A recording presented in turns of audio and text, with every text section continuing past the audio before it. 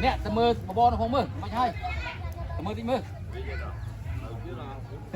đôi bạch tầm mưa nhưng ăn miếng có thích đặt để cái nơi đi có bên ra rồi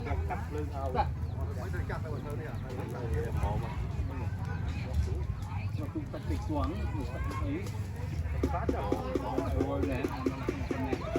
mà mắt mau cái bát nó tật lưng rồi tôi tao nhé này giả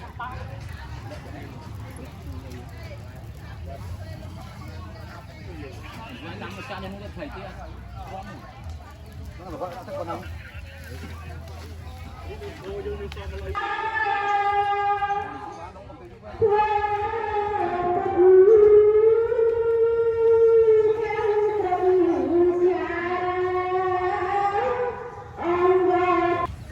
một tuần làm một tiền đi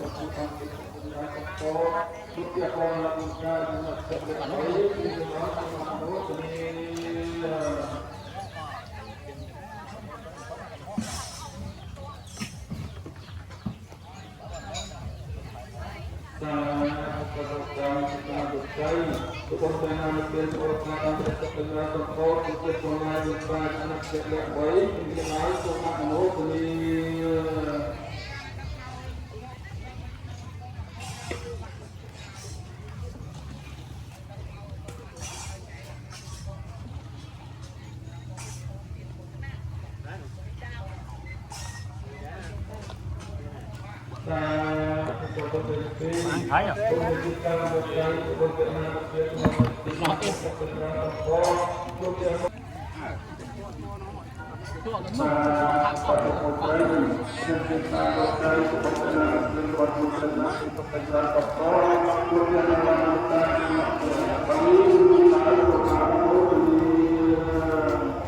Quạt vô ơi. Đã pin mò rồi liệt thế đấy mò.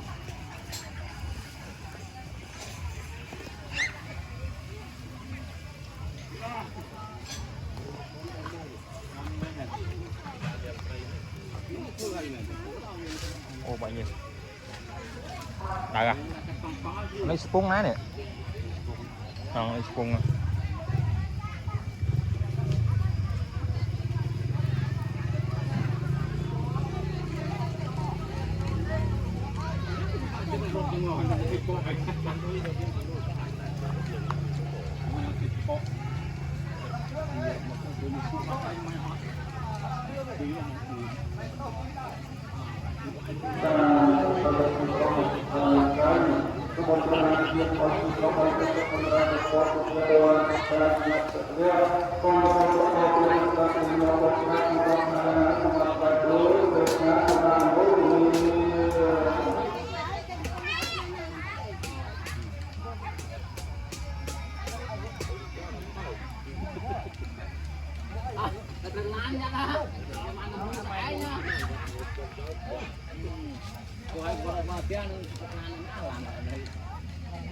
trùng miệng bao nhiêu ó spung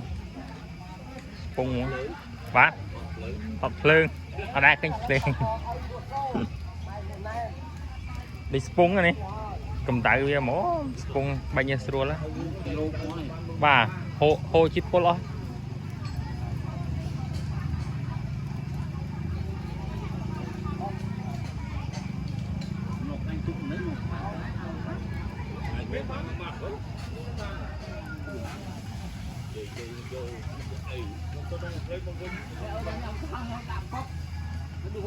nè mấy em thế nào mấy em nè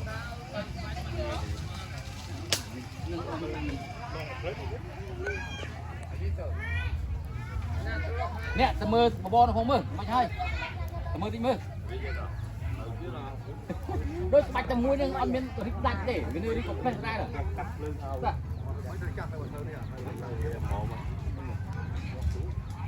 tật địch xuống ấy rồi này và mắt máu bắt tật lười rồi tôi tao nhé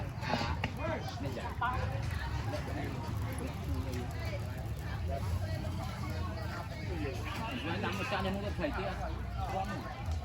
nó là gọi là con nào à nè cái này con được ra ô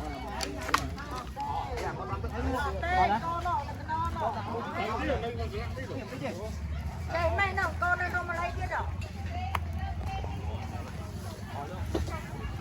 tôi tặng cái đây không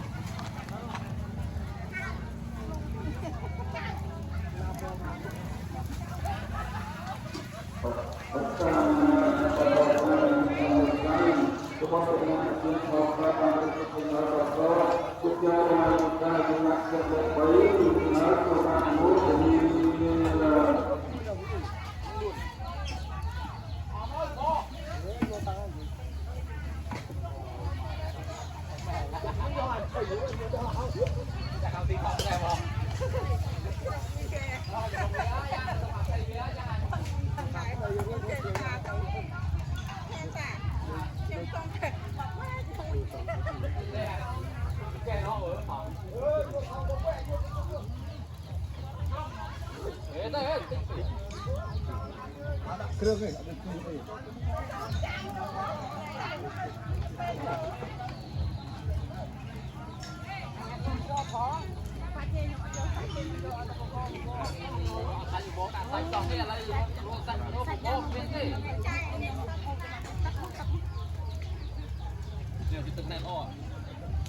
những đặt một chiếc ấy dừng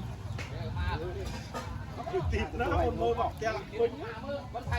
khi mình đang từng lúc bóc thì mình đâu biết rồi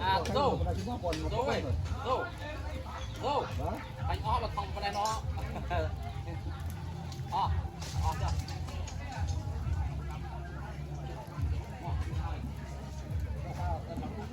chưa đang thả nổ mà chứ đấy bây giờ nó đi tay thời gian này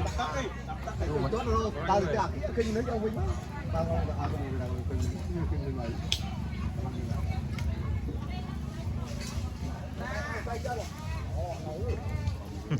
này nào ra nổ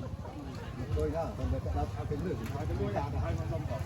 khơi chúng ta được ngay ở bên miền về tรงนี้